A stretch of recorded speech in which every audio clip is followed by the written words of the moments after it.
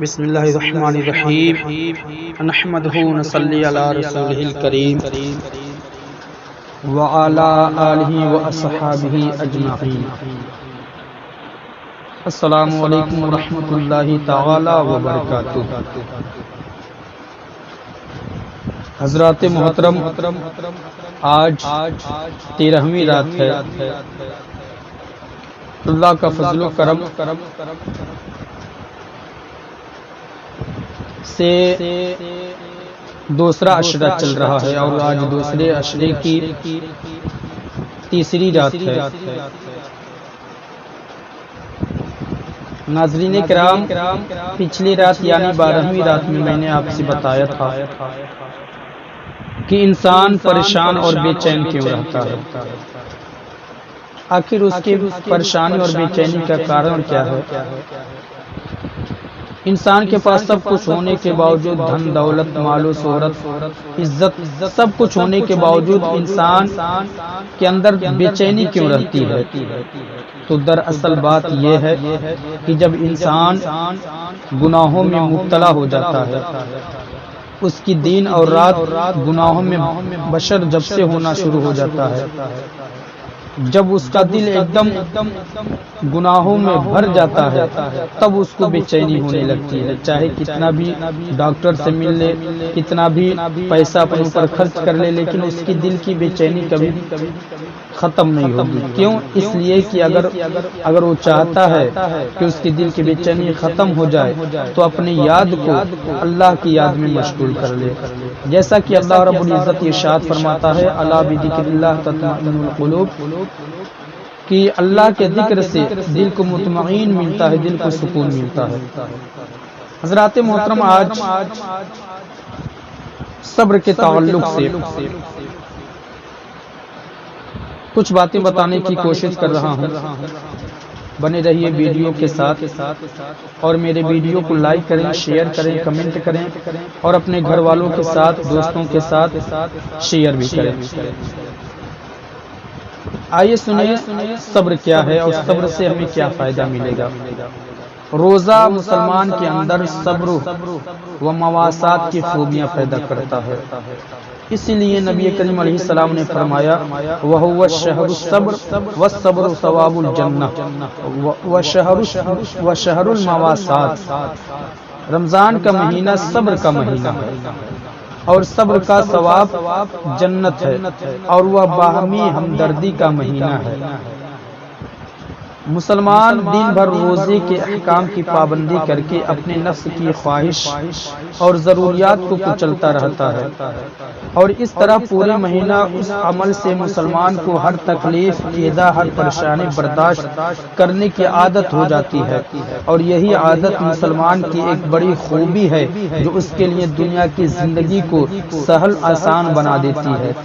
جو لوگ ذرا ذرا سی تکلیف پر تڑپ جاتے ہیں، ان کے لیے دنیا کی زندگی بہت ہی دشوار بن جاتی ہے، لیکن مسلمان بھوک و پیاس، بیماری، لوگوں کا غصہ، لوگوں کی گالیاں، سبھی کچھ برداشت کرنے کا عادی ہوتا ہے، اور اسے جو بھی نقصان پہنچتا ہے اس کی زبان پر انا للہ و انا الیہ راجعون کا صبر بھرا کلمہ ہی جاری ہوتا ہے۔ اس کی زبان سے تکلیف کے وقت جب اس بات کا اعلان ہوتا ہے کہ میں اور یہ ساری دنیا اللہ ہی کے لیے ہے اور ہم سب اسی کی طرف لوٹ کر جانا ہے، تو اللہ اپنے اس بندے پر اپنے رحم و کرم کا دروازہ کھول دیتا ہے، اس کی تمام تکالیف کو دور کر دیتا ہے، اور وہ اس دنیا میں اس گلاب کے پھول کی طرح ہو جاتا ہے جس کی ٹہنی پر کانٹے ہی کانٹے نظر آتے ہیں، لیکن اس کی خوشبو ہر ایک کو معطر کر دیتی ہے، ہر ایک کو اپنی طرف کھینچتی ہوئی نظر آتی ہے۔ اللہ تعالیٰ کا ارشاد ہے،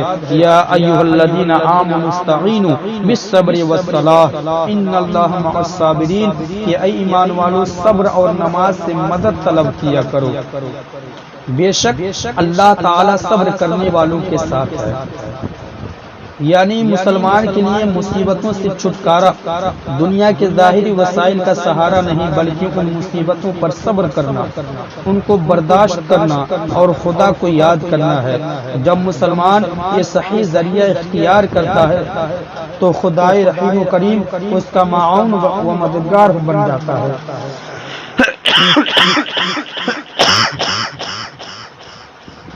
اور یا تو ان مصیبتوں کو دور فرما دیتا ہے اور یا تو مسلمانوں کو ایسی قوت عطا فرماتا ہے کہ مصیبتوں کی سختی کے باوجود وہ مطمئن نظر آتا ہے۔ ذرا ماضی کی تاریخ پر نظر ڈالیں۔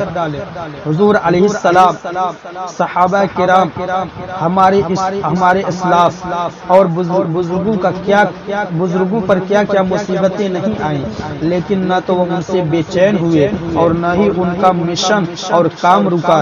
نبی کریم علیہ السلام کا حال یہ تھا کہ جب آپ پر کوئی پریشانی ہوتی تو نماز کی طرف آتے اور یہ آیت تلاوت فرماتے تھے۔ حضور علیہ السلام فرماتے ہیں الصبر من الایمان بمنزلۃ الراس من الجسد، صبر ایمان کا ایسا ہی اہم حصہ ہے جیسے جسم کے لیے سر۔ واہ واہ سبحان اللہ۔ اللہ کے رسول فرماتے ہیں صبر ایمان کا ایسا ہی اہم حصہ ہے جیسے جسم کے لیے سر اہم ہے۔ نفس کو اس کی ناجائز خواہشوں سے روکنا صبر ہے۔ پیٹ اور شرمگاہ کی خواہش کو حرام طریقے سے پورا نہ کرنا عفت ہے۔ مال و دولت کی حوث سے روکنا قناعت ہے۔ غصہ پر قابو رکھنا حلم ہے اور یہ سب صبر ہی کی قسمیں ہیں۔ اور مسلمان کے اندر ان تمام خوبیوں کا ہونا اس کے لیے عزت و عظمت اور سکون کا ذریعہ ہے۔ پس مسلمان کو چاہیے کہ وہ گناہوں سے صبر کرے، یعنی خود کو ہر اس کام سے روکے جو شریعت کے خلاف ہو، خدا کی اور نبی کریم علیہ السلام کو اطاعت و فرما برداری پر صبر کرے، یعنی اللہ اور اس کے رسول کے احکام کی پابندی کے لیے رات کو جاگنا پڑے، دین کو بھوکا رہنا پڑے، گرمی یا سردی برداشت کرنا پڑے، دولت خرچ کرنا پڑے، وطن چھوڑنا پڑے، جو کچھ بھی ہو صبر کر لے لیکن اطاعت نہ چھوڑے، اور ہر مصیبت پر صبر کرے کہ بھوکا ہو، بیمار ہو، پریشان ہو، لیکن وائلہ چیخو پکار نہ مچائے۔ غرضے کی صبر کی خوبی پیدا کر لینا بے حد مفید ہے، لیکن حقیقت یہ ہے کہ بہت دشوار بھی ہے، اور کوئی بھی کمال یا کوئی بلند مرتبہ چاہے دنیا کا ہو یا دین کا بغیر دشواری کے ملتا بھی نہیں۔ پس دشواری کے باوجود مسلمان کو صبر کا کمال حاصل کرنے کی کوشش کرنا چاہیے اور ہر وقت دعا کرنا چاہیے ربنا افرغ علینا صبرا وثبت اقدامنا وانصرنا علی القوم الکافرین۔ اے ہمارے رب ہم پر صبر اڈیل اور ہمارے قدم جمائے رکھ اور کافروں پر ہماری مدد فرما۔ دوسری دعا کرتے رہے ربنا افرغ علینا صبرا وتوفنا مسلمین۔ اے ہمارے رب ہم پر صبر اڈیل دے اور ہمیں اس حالت میں موت دے کہ ہم مسلمان ہوں۔ اللہ رب العزت دعا کی تلقین کر رہا ہے، اور کس طرح دعا کی تلقین کر رہا ہے، کس طرح مسلمان دعا مانگے کہ ربنا افرغ علینا صبر، اے ہمارے رب ہم پر صبر اونڈیل، یعنی صبر ڈال دے ہم پر، وثبت اقدامنا وانصرنا، اور ہمارے قدم کو جمائے رکھ، وانصرنا علی القوم الکافرین، اور کافروں پر ہماری مدد فرما۔ دوسری دعا کی تلقین اس طرح کر دے رہا ہے کہ میرے بندو اس طرح دعا مانگو ربنا افرغ علینا، اے ہمارے رب ہم پر صبر اونڈیل، صبرا وتوفنا مسلمین، اس حالت میں موت دے کہ ہم مسلمان ہیں۔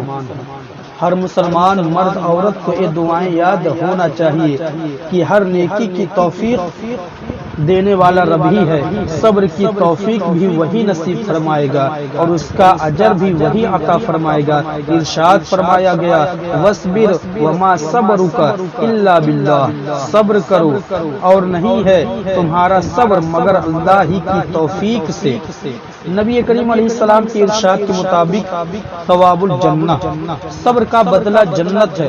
جب صبر کرنے والے جنت میں داخل ہوں گے ہوتے ہوں گے تو فرشتے ان کے سامنے حاضر ہو کے اس طرح مبارکباد پیش کریں گے، سلام علیکم بما صبرتم فنعم عقبی الدار، سلامتی ہو تم پر کہ تم نے صبر کیا، پس آخرت کا یہ گھر کس قدر عمدہ ہے۔ یعنی جب صبر کرنے والے جنت میں داخل ہوں گے تو فرشتے ان کے سامنے آ کر مبارکباد پیش کریں گے اور اس الفاظ کے ساتھ سلام پیش کریں گے، مبارکباد دیں گے، سلام علیکم بما صبرتم فنعم عقبی الدار، یعنی سلامتی ہو تم پر کہ تم نے صبر کیا، پس آخرت کا یہ گھر کس قدر عمدہ ہے۔ اب صبر کے تعلق سے حضرت امام زین العابدین رضی اللہ عنہ بیان فرماتے ہیں، قیامت کے دن صبر کرنے والوں کو پکارا جائے گا تو کچھ لوگ حاضر ہوں گے، انہیں حکم ملے گا تم جنت میں چلے جاؤ، وہ تیزی سے جنت کی طرف چلیں گے تو فرشتے انہیں روک کر کہیں گے کیا تم حساب سے پہلے ہی جنت میں جا رہے ہو؟ وہ جواب دیں گے جی، اپنے رب کی اجازت اور اس کے فضل سے۔ پوچھا جائے گا تم کون ہو؟ وہ بتائیں گے ہم صبر کرنے والے لوگ ہیں۔ پوچھا جائے گا تم نے کس طرح صبر کیا؟ وہ کہیں گے صبرنا انفسنا علی طاعت اللہ وصبرنا علی البلاغ والمحزن فی الدنیا فیقول لهم الملائکۃ ادخلوا الجنۃ فنعم اجر العاملین، یعنی فرشتے کہیں گے ہم نے اپنے فرشتے سے صبر کرنے والے کہیں گے ہم نے اپنی نفسوں کو اللہ کی اطاعت پر قائم رکھا اور اس کو نافرمانی سے بچائے رکھا اور ہم نے دنیا کی مصیبتوں پر صبر کیا، بس فرشتے ان سے کہیں گے تم جنت میں داخل ہو جاؤ کہ نیک عمل کرنے والوں کا اجرت بہت ہی اچھا ہوتا ہے۔ پتہ چلا صبر کرنے والا بہت ہی خوش نصیب بندہ ہے جو اس رمضان المبارک کے مہینے میں صبر کر رہا ہے۔ صبر کس طریقے سے کر رہا ہے؟ بھوک ستا رہی ہے، پیاسے تڑپا رہی ہے، لیکن اس کے باوجود مسلمان بندہ اپنے رب کی بارگاہ میں اس قدر ثابت قدم ہے اور اپنے آپ کو یہ کہہ کر بہلا رہا ہے کہ اے میرے نفس صبر کر، صبر کا بدلہ جنت ہے۔ یقیناً اللہ کے رسول صلی اللہ تعالی علیہ وسلم کا فرمان عالی شان، صبر کا بدلہ جنت ہے، اور جب صبر کرنے والے جنت میں جائیں گے تو فرشتے ان کو اس طرح مبارکباد پیش کریں گے، سلام علیکم تم پر سلامتی ہو کہ تم نے صبر کیا اور یہ صبر کا بدلہ جنت ہے، پس تمہارا یہ آخرت کا گھر کتنا عمدہ ہے۔ پتہ چلا صبر کرنے والے یقیناً دنیا میں بھی خوش رہیں گے، میدان محشر میں بھی خوش رہیں گے، اور اتنا ہی نہیں بلکہ صبر کرنے والوں کو بے حساب جنت میں داخل کر لیا جائے گا، جیسا کہ حضرت امام زین العابدین کے بیان سے پتہ چلا۔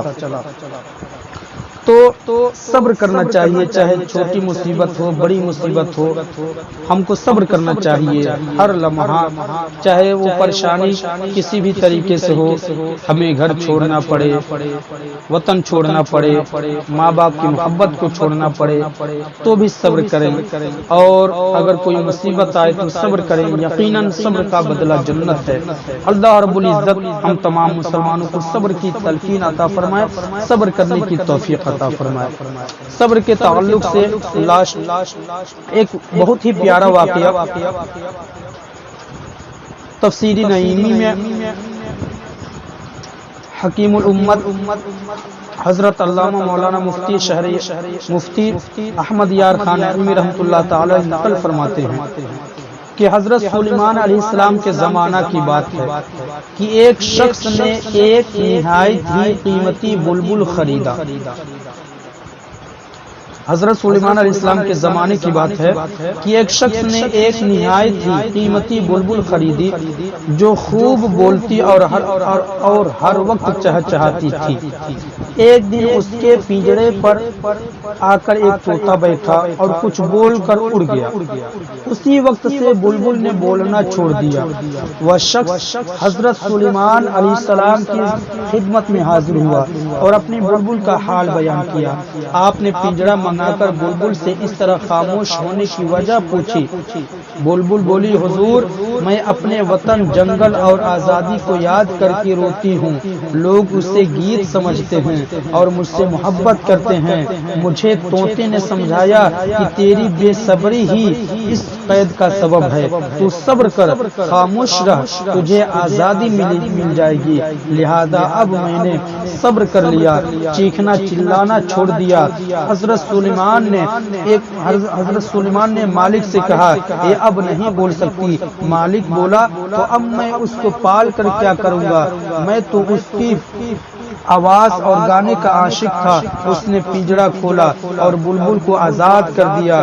اب وہ بلبل پھر بولی کہ پاک ہے وہ ذات، وہ رب جس نے مجھے انڈے میں بنایا، ہوا میں اڑایا اور پنجرے میں صبر دے کر آزاد کر دیا۔ واہ واہ سبحان اللہ۔ یہ ایک چڑیا کا ایمان ہے کہ صبر کی وجہ سے مجھے آزادی مل رہی ہے۔ ہم تو اشرف المخلوقات ہیں، اللہ تعالیٰ نے ہمیں تمام مخلوقات سے اچھا بنایا ہے۔ جب ایک چڑیا بلبل صبر کر سکتی ہے تو یقیناً ہم اشرف المخلوقات ہیں۔ اللہ تعالیٰ ہمیں بھی صبر کی توفیق دے۔ بہرحال صبر ایک عظیم خوبی ہے۔ مسلمان جب پورے مہینہ رمضان کے روزے رکھتا ہے اور پوری طرح شریعت کے احکام کی پابندی کرتا ہے تو روزہ اس کے اندر صبر کی قوت پیدا کر دیتا ہے۔